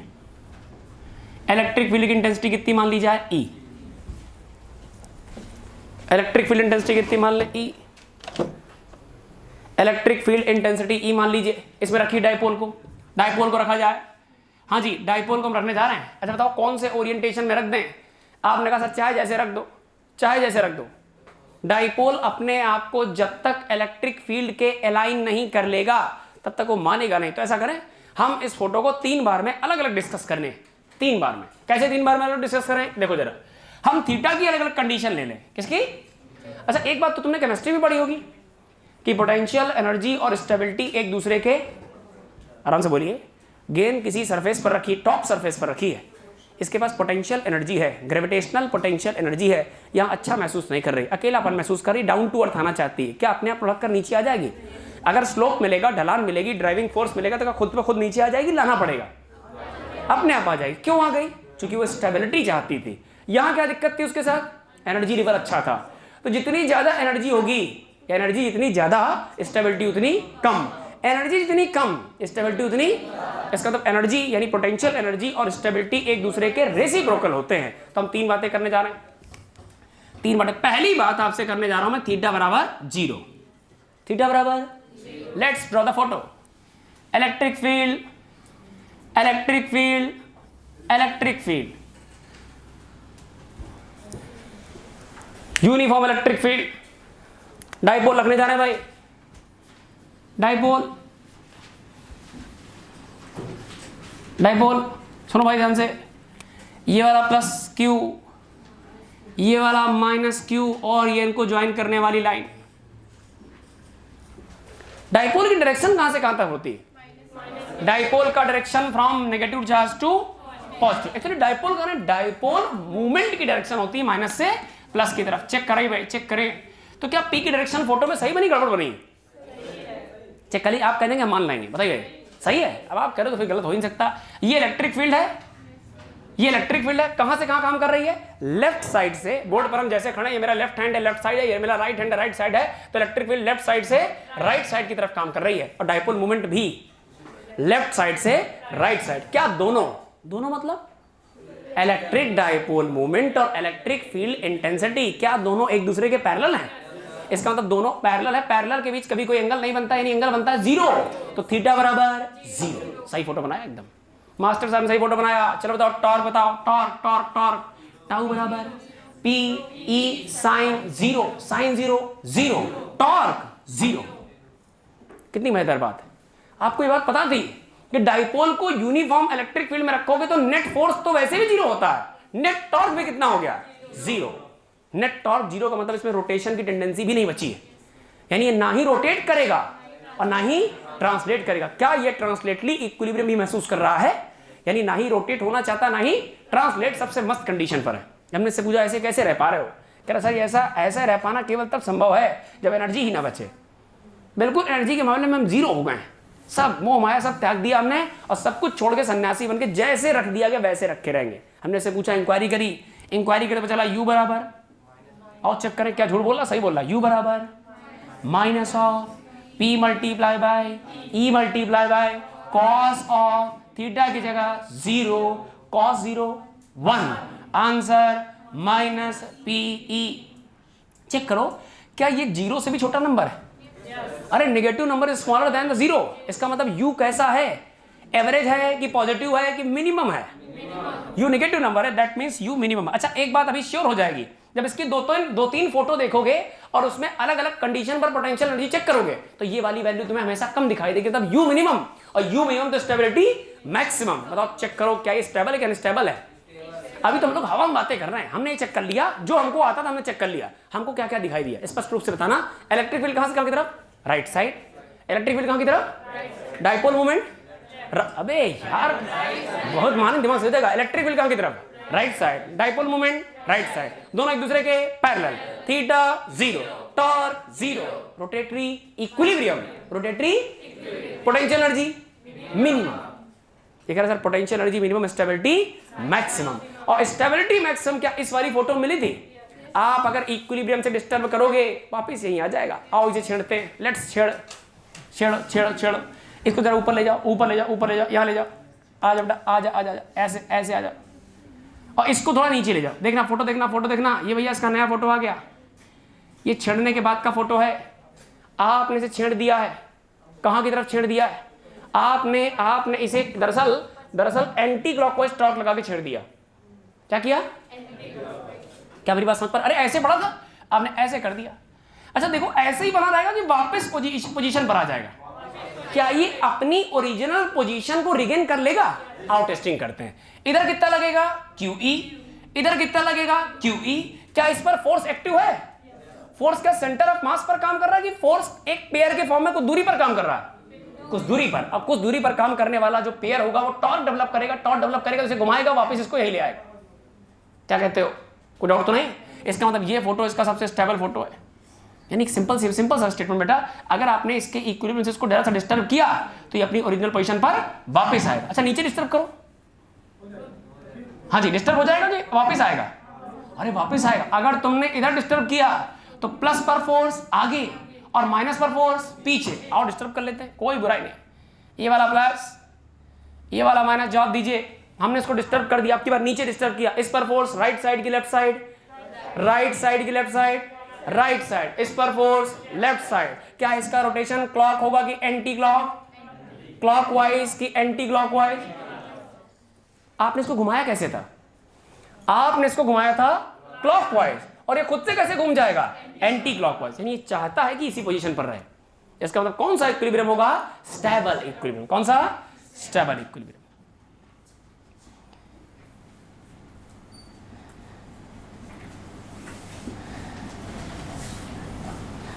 नोट करते चलिए, नोट करते चलिए बेटा।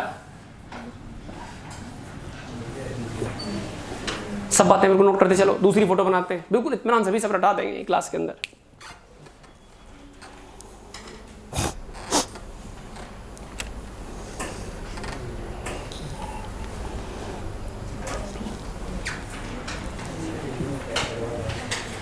एक और अच्छी बात है, with in 2 to 3 days, maximum 1 से 2 दिन के अंदर एक और बैच स्टार्ट कर रहे हैं। हाँ, उस बैच का नाम होगा डाउट प्लस न्यूमेरिकल। आपके जितने भी डाउट हैं अभी बाहर एक पेटी रखवा देंगे। पेटी समझते हैं ना? पेटी मतलब खाली डब्बा, वो वाली पेटी नहीं जो बड़े पिक्चरों में चलती है, एक पेटी 2 पेटी। तो एक खाली बढ़िया डब्बा, हाँ उसमें आप अपने डाउट्स स्लिप के फॉर्म में डाल दीजिए। क्योंकि यहाँ सब कुछ हमें ही करना है, तो डाउट्स भी हमें बताएंगे और क्लासेस तो ले ही रहे, तो लोड ज़्यादा हो जा रहा है। तो ऐसा करते हैं ना, गला एक ही है, अगर ये बोल जाएगा तो कुछ कर भी नहीं पाएंगे। हाँ यही सब कुछ है। तो कहने का सेंस ये कि हम 4 घंटे रेगुलर क्लास ले रहे हैं बेटा। तो थोड़ा सा आपसे रिक्वेस्ट है कि आप कोऑपरेट करें बढ़िया अच्छे से सुंदर भाषा में न्यूमेरिकल। जो आपका डाउट है, जेन्युइन डाउट है, चलते फिरते पूछ लो अगर मैं मिल जाता हूँ, नहीं अपने जेन्युइन डाउट उस स्लिप में डाल दीजिए, ठीक है ना? खूब सवाल लगाइए, एटलीस्ट 100-200 सवाल एक हफ्ते में लगने चाहिए। एक दिन के 10 से 12 सवाल पर डे प्रैक्टिस करो, आराम से करिए। 10 से 12 सवाल पर डे बहुत है, अच्छे सवाल, वैरायटी, एक ही तरीके का नहीं। आपने लिखा Q बराबर F बराबर QE फार्मूले पर 25 सवाल लगा लिए, कोई मतलब नहीं।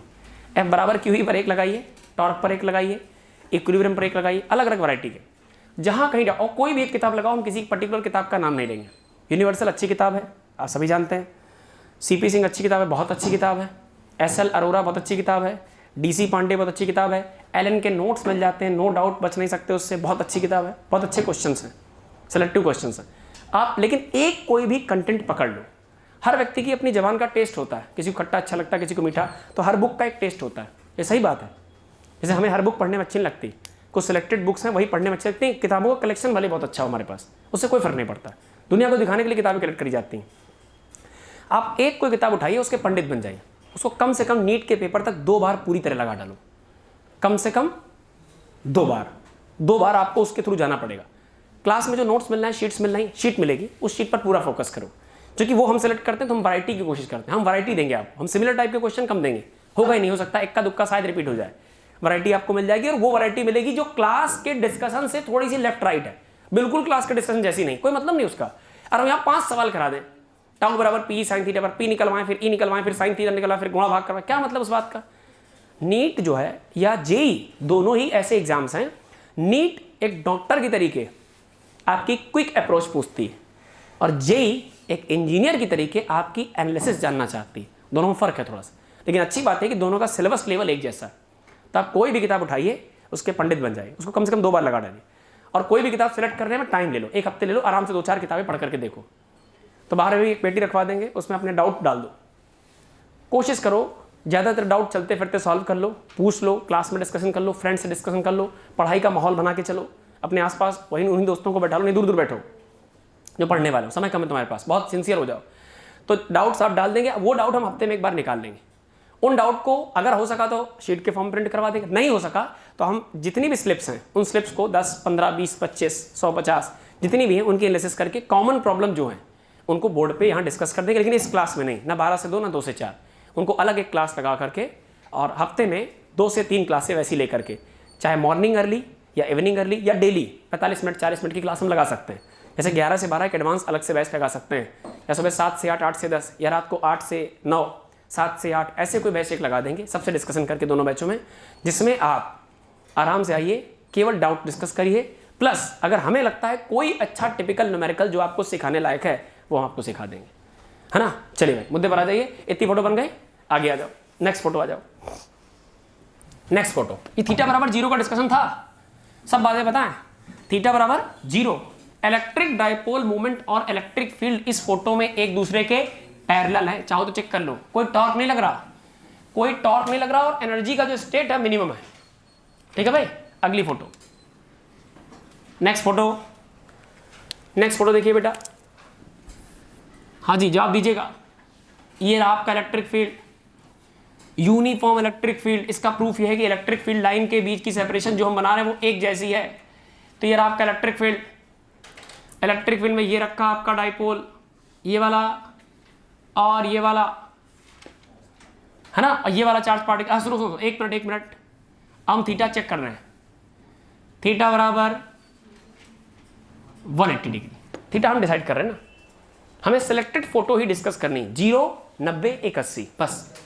तो 0 डिस्कस हो चुका आपके सामने, अब डिस्कशन करने जा रहे हैं किसका, 180 डिग्री का। आगे रखते हैं, ये एक चार्ज पार्टिकल रख लो और ये एक चार्ज पार्टिकल रख लो, इसको कैसा चार्ज दे दो, माइनस, इस वाले को दे दो प्लस।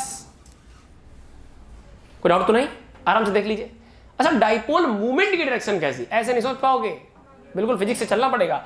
डाइपोल मूवमेंट की डायरेक्शन कैसी, प्लस से माइनस, माइनस से प्लस, ये पी की डायरेक्शन आ गई। चेक करिए क्या पी की डायरेक्शन ई के साथ पैरेलल है कि एंटी पैरेलल है, एंटी पैरेलल, एंटी पैरेलल, इसलिए थीटा कितना हो गया, पी, ई और पी के बीच थीटा कितना हो गया, 180। टॉर्क चेक करते हैं, टॉर्क बराबर, अच्छा नेट फोर्स कितना है इस पर, डाइपोल पर नेट फोर्स कितना है, 0, माइनस क्यू ई कहां लगेगा, पीछे, प्लस क्यू ई आगे, जितना पीछे उतना ही आगे, कैंसल, नेट फोर्स 0। तो ट्रांसलेटरी इक्विलिब्रियम में तो है दावे के साथ, ट्रांसलेट नहीं कर सकता, एस्सिलेट नहीं कर सकता, भाग दौड़ नहीं कर सकता, लेफ्ट राइट। अब टॉर्क बराबर, बोलो बेटा, टॉर्क बराबर P E sign theta, theta की जगह जो साइन 0 है वही साइन 180 है, साइन 0 कितना, 0, साइन 180 भी कितना, 0, तो टॉर्क कितना, 0। हेल्प करो, नेट फोर्स यहां कितना था, 0, इसका नाम इक्विलिब्रियम, नेट फोर्स यहां कितना था, 0, इसका भी नाम, ये ट्रांसलेटरी बता रहा था, लुढ़कने चलने फिरने की बात बता रहा, ये घूमने की बात बता रहा। यहां टॉर्क कितना आया, इक्विलिब्रियम, इक्विलिब्रियम, यहां टॉर्क कितना है, ये भी इक्विलिब्रियम, अरे ये इक्विलिब्रियम है, रोटेटरी इक्विलिब्रियम है, तो ये भी इक्विलिब्रियम है। अब सवाल ये आता है कि किस टाइप का इक्विलिब्रियम है, स्टेबल है कि अनस्टेबल। आओ, अच्छा इक्विलिब्रियम चेक करने के लिए क्या चेक करना है, एनर्जी लेवल चेक कर ले, आओ चेक कर ले। U बराबर minus of P E cos 180 -1 minus minus plus, तो U बराबर plus P E cos 180 minus minus plus 1, लेकिन जरूरत नहीं है, ये पॉजिटिव आंसर है, 0 से भी बड़ा है, नेगेटिव से भी बड़ा है, सबसे बड़ा आंसर है। U कैसा है इस बार, और U maximum, energy level maximum, तो स्टेबिलिटी मिनिमम, तो मिनिमम स्टेबिलिटी का मतलब स्टेबल, इक्विलिब्रियम की अनस्टेबल, अनस्टेबल, अनस्टेबल इक्विलिब्रियम। आपको पता है एक सबसे मजेदार बात, दोनों फोटो देकर के अगर आपसे पूछ ले कि which of the following graph या which of the following photo is capable to perform simple harmonic motion, इन दोनों चित्रों में कौन एसएचएम कर सकता है, आप ध्यान रखें, जो बॉडी स्टेबल इक्विलिब्रियम पर है वही ऑसिलेट कर सकती है, वही सिंपल हार्मोनिक मोशन कर सकती है, जस्ट लाइक पेंडुलम। जैसे पहली फोटो, इसको छेड़ दो, इसको हल्का धक्का दो, क्या ये बॉडी ऐसे ऑसिलेट करना स्टार्ट कर देगी? ऐसे चम कर रही। कौन सी इक्विलिब्रियम पर है जो ऐसे चम कर रही? स्टेबल। तो इन दोनों में से कौन सा इक्विलिब्रियम है स्टेबल? ये वाला स्टेबल है। तो जो स्टेबल है उसमें अगर बॉडी को छेड़ दोगे तो ऐसे चम करने लगी, ऐसे ऐसे ऐसे चम करेगी। डन। अच्छा एक काम और करें और इसको छेड़ के देखते हैं, लेकिन बहुत ध्यान सुनना, वहां शायद तुमने कम फोकस किया सभी ने। ध्यान सुनना, इसको छोड़ो, छेड़ दो, ऊपर ले जा नीचे ले जा, जैसे बताओ वैसे घुमा दे। क्लॉक घुमा दे, एंटी क्लॉक। अबे घड़ी पे घड़ी, क्लॉक तो क्लियर है ना तुम्हारे दिमाग में? अरे भैया क्लॉक ऐसे चलती है, ये क्लॉक है, और ये वाला चेक कर लो, ये वाला, ये वाला, हाँ। अबे पगलू, अरे पगलू चगलू सुनो, ये क्लॉक वाइज है, कैसा है? और ये भी सेंस इसी को फॉलो कर रहा है, ये भी कैसा है? Clock wise. अच्छा बताओ ये सेंस कैसा है? ये एंटी क्लॉक वाइज सेंस। घड़ी देख लिया करो ना। डन। चले अब देखो बेटा, बताओ इसको कैसे छेड़ दे। ध्यान देना कैसे छेड़ रहे हो। एक लास्ट टेस्टिंग कराएंगे, आगे बढ़े बेटा, समय हो रहा। बोलो भाई, जैसा कहो वैसा छेड़ दे। आओ क्लॉक वाइज छेड़ दे। क्लॉक वाइज छेड़ने का मतलब उसको नीचे धक्का दो। क्या माइनस क्यू यहां आ जाएगा? बोलो बेटा। और प्लस क्यू क्या ऊपर चला जाएगा? इसका मतलब आपने इसको ऐसे छेड़ दिया, आपने ऐसे छेड़ दिया, आपने कितना घुमा दिया? मान लो थीटा। किस सेंस में? अगर जिस तरफ छेड़ा है उधर ही भाग गया, अनस्टेबल था, और जिस तरफ छेड़ा उससे वापस आ गया, स्टेबल था। ये तो मतलब होता ना। आओ भाई देखते हैं, आओ क्या लगता है? प्लस वाले पे फोर्स कहां लगेगा? Right side. माइनस वाले पे लेफ्ट साइड। सेंटर के अबाउट सोचो, सेंटर के अबाउट सोचो। ये इसे कैसा घुमा रहा? क्लॉकवाइज। ये वाला भी, और घुमाया भी कैसे था?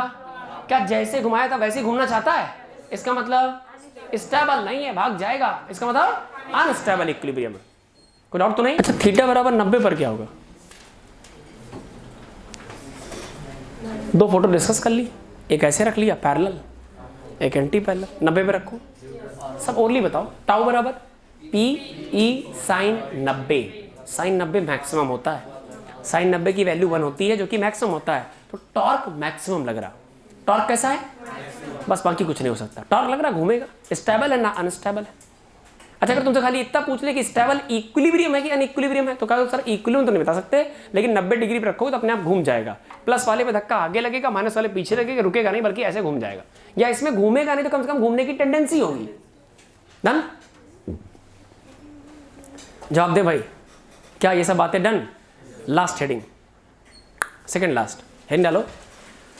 Dipole in non uniform electric field. फटाफट लिखें, dipole in non uniform electric field. हम डाइपोल को किसी नॉन यूनिफॉर्म इलेक्ट्रिक फील्ड में प्लेस करने जा रहे हैं। Dipole in non uniform electric field, non uniform electric field rough कर दें।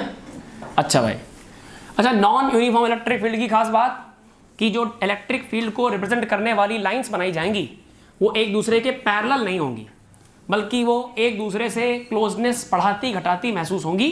हालांकि मुझे बहुत अच्छे से याद है, मैंने आपको बड़े बेहतरीन तरीके से इलेक्ट्रिक फील्ड और इलेक्ट्रिक पोटेंशियल के बीच का रिलेशन भी ड्रॉ करवाया, लेकिन बेटा उन बातों को इसलिए रोक दिया, इंट्रोडक्शन दे दी करूँगा, कंपेयर मत करना कहीं कि मामला क्या चल रहा कहाँ चल रहा है। जरूरत से ज़्यादा पढ़ा देंगे, टेंशन नहीं लेना, आप बिल्कुल घबराएंगे नहीं।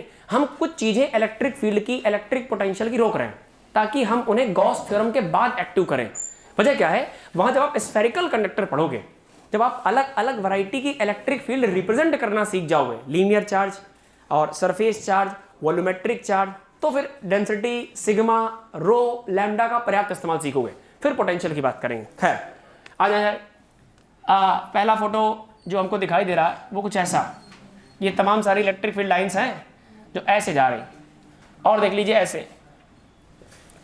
क्या लग रहा है? इलेक्ट्रिक फील्ड लाइन के बीच की कोसनेस फिक्स तो है नहीं, तो स्टेबल, ये यूनिफॉर्म तो है नहीं, ये तो नॉन यूनिफॉर्म टाइप का इलेक्ट्रिक फील्ड है। इलेक्ट्रिक फील्ड यहाँ दावे के साथ स्ट्रांग होगा, यहाँ इलेक्ट्रिक फील्ड पुअर होगा, क्योंकि लाइनों की क्लोजनेस इलेक्ट्रिक फील्ड की स्ट्रेंथ को बढ़ाती है। तो यहाँ क्लोजनेस ज्यादा है तो इलेक्ट्रिक फील्ड स्ट्रांग होगा, और यहाँ क्लोजनेस कम है तो इलेक्ट्रिक फील्ड वीक होगा। आइए डाइपोल प्लेस करते हैं, डाइपोल प्लेस करते हैं ऐसे। ये वाला प्लस क्यू रखा हुआ है, नीचे माइनस क्यू रखा हुआ है, गौर से देख के बताओ इस वाले पर कितना फोर्स लगेगा, क्यू ई। इधर भी कितना लगेगा, क्यू ई। इधर लगेगा राइट, इधर लगेगा लेफ्ट। यहां इलेक्ट्रिक फील्ड, यहां इलेक्ट्रिक फील्ड एक जैसी अलग अलग, तो यहां इलेक्ट्रिक फील्ड मान लो कितनी है E1, यहां कितनी है E2, तो इस पे फोर्स कितना लगेगा, बोलो बोलो बोलो भैया, Q मल्टीप्लाई बाय E2। और यहां कितना लगेगा पीछे की तरफ, कितना, Q मल्टीप्लाई बाय E1। क्या E1 E2 बराबर है, बोलो बोलो, क्या E1 E2 बराबर है? तो क्या Q E1 Q E2 बराबर होंगे? नहीं, दोनों अलग अलग होंगे। अब सुनो, फील्ड कहां ज्यादा, 1 नंबर पे 2 नंबर पे, E1 पे कि E2 पे? तो अगर E1 बड़ा है E2 से तो Q E1 बड़ा होगा Q E2 से, तो नेट फोर्स क्या आएगा? अरे भैया इधर लग रहा 10 न्यूटन, इधर बचा 8 न्यूटन। फील्ड कमजोर, फोर्स कमजोर, फील्ड स्ट्रॉन्ग, फोर्स स्ट्रॉन्ग, इधर 10 Newton 8 Newton. Net force E2 की तरफ कि E1 की तरफ, सॉरी, जैसे हालांकि है तो दोनों एक ही रीजन में, लेकिन E2 डोमिनेट करेगा कि E1?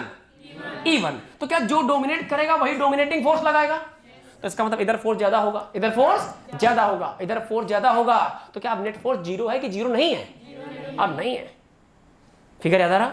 अरे पिछली बार QE बराबर बराबर लग रहे थे, आपकी QE1 QE2 अलग अलग लग रहे हैं, तो अलग अलग फोर्स का मतलब नेट फोर्स आएगा, और नेट फोर्स आएगा तो इक्विलिब्रियम नहीं है साहब, नेट फोर्स जीरो नहीं है अब की बार, तो नेट फोर्स जीरो नहीं है, यानी F net does not equal to zero.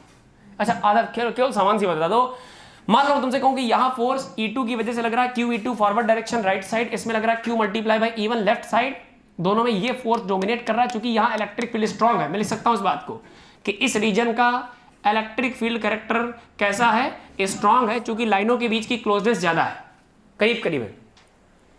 ठीक, तो बताओ जरा सा, क्या Q E1 अगर डोमिनेट करेगा तो क्या ये डायपोल को पीछे की तरफ खींच लेगा?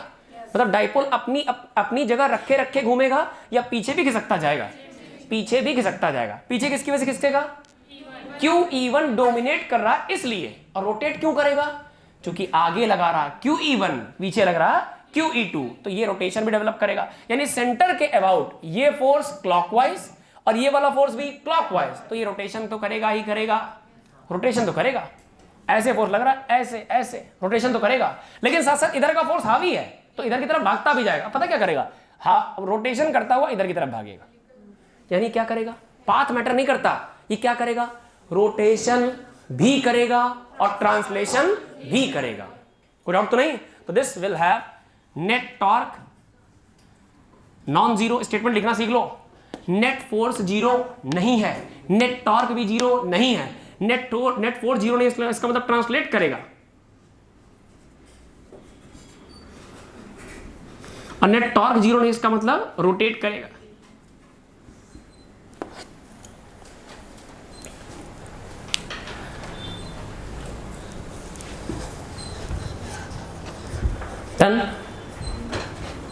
पेन चलाते रहे, आलस नहीं करेंगे बेटा।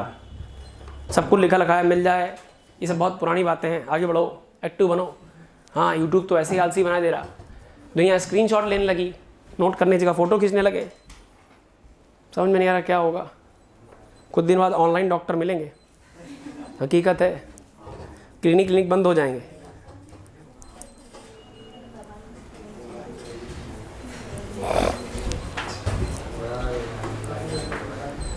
हाँ जी, अच्छा ये बताओ, ये कौन सी इक्विलिब्रियम में है? ट्रांसलेटरी इक्विलिब्रियम की rotatory equilibrium?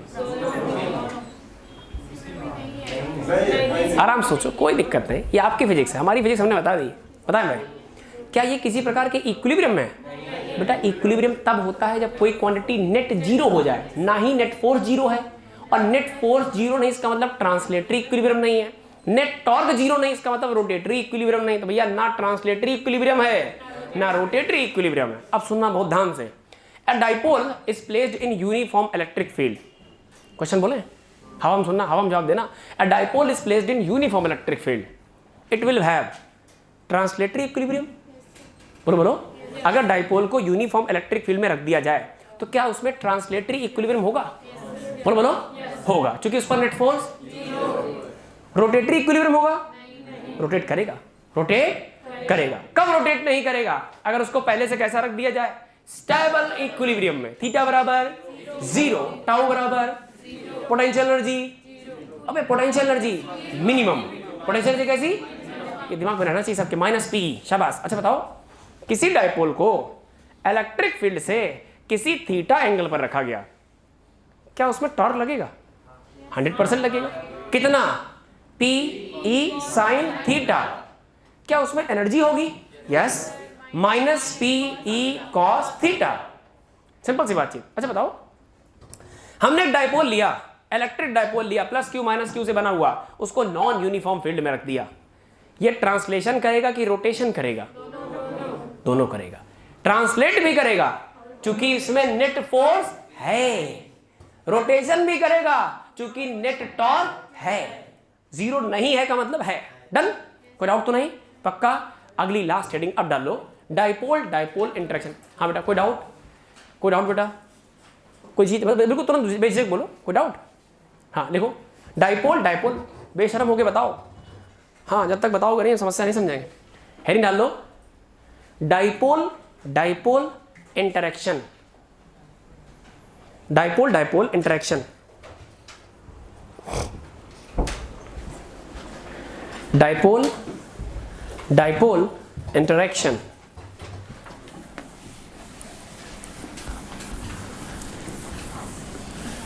Dipole dipole interaction. आपको हमने डायपोल में PhD करा दी भाई, अब बिल्कुल बेफिक्र होकर के आप किसी वैरायटी का कहीं से भी सवाल लगा सकते हैं, ठीक है ना? चलो रेडी स्टडी गो। हाँ जी, क्या लिखा हमने? Dipole dipole interaction. या डायपोल डायपोल 2 बार आया ना, तो 2 डायपोल चाहिए। लो भैया, एक डायपोल मार्केट में आया, ये -Q + Q और P1 नाम है इसका। क्या नाम है? अरे बीच का गैप कुछ L होगा। इससे पड़ोस में, हेलो बच्चा पार्टी इधर ध्यान दो, एक और डायपोल रखा है, ये भी -Q + Q, ये भी डायपोल है, और इसका डायपोल मोमेंट कितना मान लें? P2। डायपोल के सेंटर से नेक्स्ट डायपोल के सेंटर के बीच का जो सेपरेशन है वो कितना दिया गया है? R। डायपोल से डायपोल के सेंटर के बीच का सेपरेशन। आप देखो, थोड़ी बातें समझा करो, बड़े बनिए, मैच्योर बनिए। यार यहां से हम सेपरेशन देते कोई मतलब नहीं बनता, यहां से सेपरेशन देते कोई मतलब नहीं बनता, हमने दोनों के सेंटर का सेपरेशन दिया। भाई डायपोल आइडियली कैसा होता है? नन्हा सा छोटा सा डायपोल होगा, तो डायपोल के इधर उधर से सेपरेशन मत दिखाओ, डायपोल के सेंटर से दिखाओ। ठीक, हेल्प करो बेटा। अच्छा, इसने वहां इलेक्ट्रिक फील्ड बनाया है, पता है तुम्हें? सब पता है तुम्हें, सब पता है तुम्हारे दिमाग में भी, तुम हाँ बोलोगे। अगर सपोज करो ये वाला -Q है और इससे पड़ोस में कुछ दूरी पर +Q है, तो अगर इसकी एक्सेस पर हम इसके सेंटर से R दूरी पर चले जाएं तो यहां पॉइंट मिल जाएगा एक्सियल पॉइंट, और एक्सियल पॉइंट पर इलेक्ट्रिक फील्ड की वैल्यू होती है E बराबर 1/4πε0 2P/RQ। ऐसा होता है। तो क्या P1 में इंटरेक्शन पढ़ रहे हो? दो आपस में कैसे खेलना है? हमने आपसे पूछा क्या P1 P2 के आसपास फील्ड बना रहा? आपने कहा बिल्कुल बना रहा। कितनी बना रहा? अरे P1 की वजह से क्या यहां फील्ड बन रही? बिल्कुल, नाम E1। Answer 1/4πε0 2P1/RQ। अरे कोई कठिन बात थोड़ी है। अरे हम तुमसे पूछे क्या P2 यहां फील्ड बना रहा? बिल्कुल, कितना? 1/4πε0 2P2/RQ। मतलब ये वाला फील्ड वहां बना रहा, वो वाला फील्ड यहां बना रहा, दोनों के फील्ड आपस में इंटरेक्ट करने जा रहे हैं। डन? रेडी? चलो आप सुनते जाओ। अच्छा, वहां P2 वाला किसके फील्ड में रखा है? P1 वाले। या P1 वाला किसके फील्ड में रखा है? P2 वाले। इंटरेक्शन होने जा रहा। अच्छा बताओ, P है, E है, थीटा कितना? इलेक्ट्रिक फील्ड और इलेक्ट्रिक डायपोल मूवमेंट यानी E1 और P2 के बीच थीटा कितना? 0। क्या आप ऐसा कह सकते हो कि P1 जैसा इलेक्ट्रिक डायपोल, क्या बोला हमने?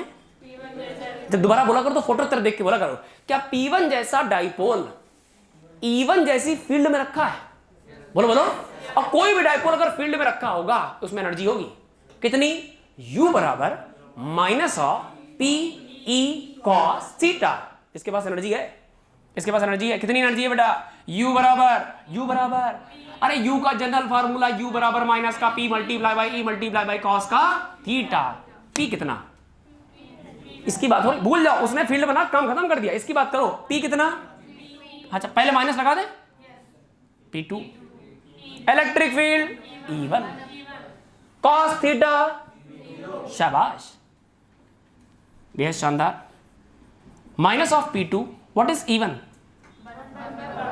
चीटिंग, ऊपर देखो 1/4 pi epsilon naught 2p1 upon r cube cos 0 1। क्या कहते हो? थोड़ा तमीज से लिखा जाए, थोड़ा तमीज से, प्लीज नोट ना करें, आपको कसम है। यहां से कुछ कॉमन बना रहा है, कांस्टेंट। क्या कांस्टेंट आ रहा है?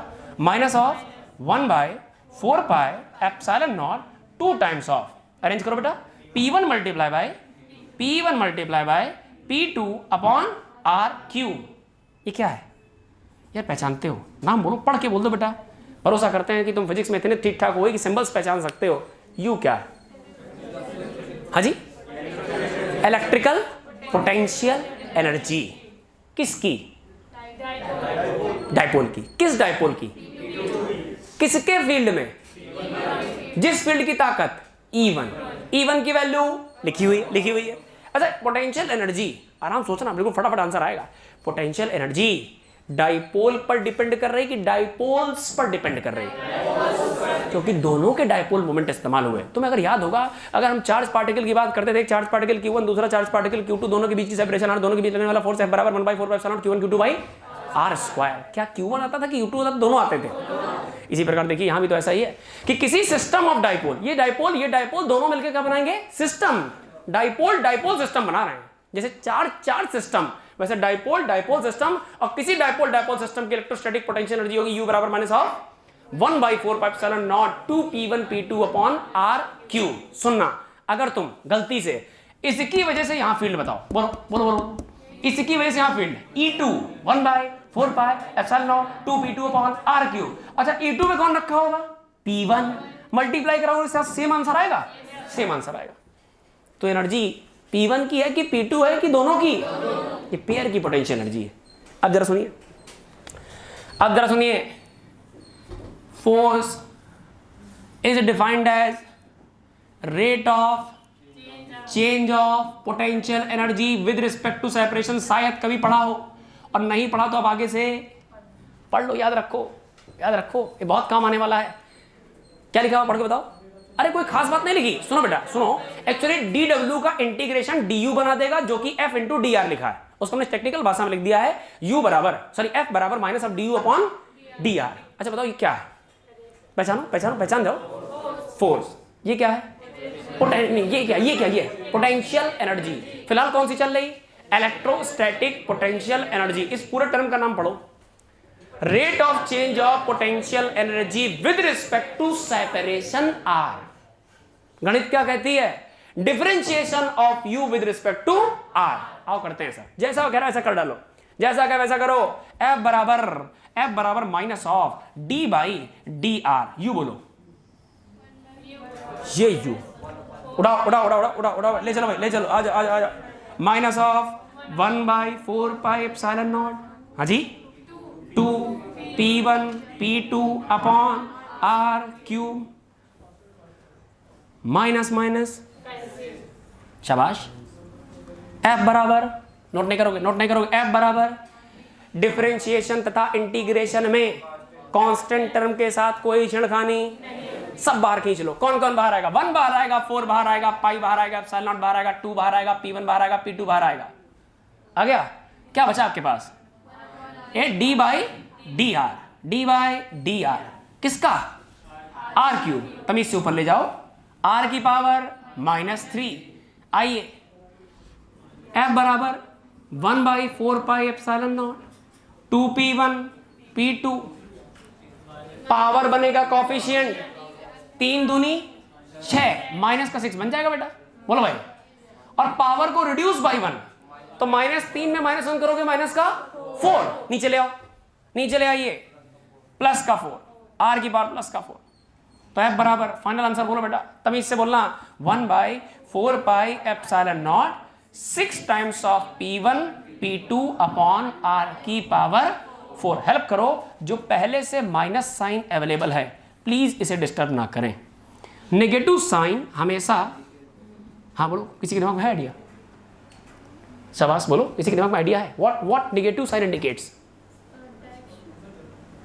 और बोलिए, और बोलो। हाँ ठीक से, उन्हें गलत नहीं बोलना है, बिल्कुल सही बोलना, बोलिए और बोलो। एक भाषा में बोले हम, आपकी भाषा, बिल्कुल सरल भाषा में। अट्रैक्शन को रिप्रेजेंट करता है, किसको? अट्रैक्शन। अभी लिख लो, समझाते हैं, एक लाइन में समझाते हैं। अट्रैक्शन, आप बिल्कुल सही बोल रहे हैं, सभी बोल रहे हैं, सब लोग भाषा, आप डायरेक्शन के हिसाब से बोल रहे हैं, हम नेचर बोलना चाहते हैं। देखो जैसे, देखो ये वाला Q1 और ये वाला -Q1, या ये वाला Q1 ये वाला Q2, चार्जेस किस नेचर के? अबे चार्जेस किस नेचर के? फोर्स का formula 1/4 pi epsilon naught Q1 minus Q2 upon R²। Force में प्रोडक्ट नेगेटिव आएगा, फोर्स का आंसर नेगेटिव आएगा। इन दोनों के बीच कैसा फोर्स होगा? Attraction, repulsion. तो negative force without considering direction is suppose to be attraction. अगर दो चार्ज पार्टिकल के बीच में लगने वाला फोर्स नेगेटिव आ गया है तो इसका मतलब ये दोनों के बीच के आकर्षण, अट्रैक्शन नेचर को बता रहा। ठीक, नोट करें। तो डायपोल इंटरेक्शन में हम लोगों ने दो चीजें बेसिकली हमें फोकस करनी। एक तो U, that is minus of 1/4 pi epsilon naught 2P1 P2 upon R3, और दो डायपोल के बीच इंटरेक्शन का force F is given by 1/4 pi epsilon naught with minus sign 6 times of P1 P2 upon R power 4। मतलब dipole interaction में दो dipole के बीच का पोटेंशियल एनर्जी, आप नोट करते हैं आराम से, दो डायपोल के बीच की इंटरेक्शन पोटेंशियल एनर्जी और उनकी मदद से मिलने वाला फोर्स, वो फार्मूला बहुत ही काम का है, ये रिजल्ट बहुत ही काम का है। F is equal to minus of du/dr। Force is defined as rate of change of potential energy with respect to separation.